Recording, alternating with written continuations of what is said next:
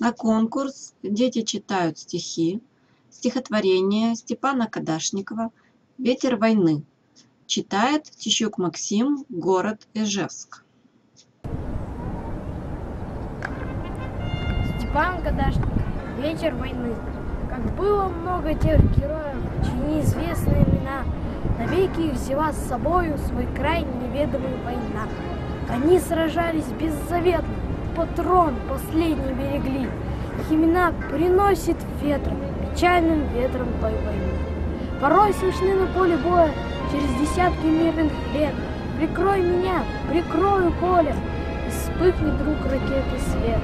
А Коля в этом тихом поле лежит, не станет никогда.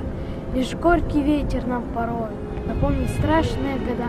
Сегодня мало кто заплачет, придя к могилам той войны, но это все-таки не значит, что позабыли Колю мы.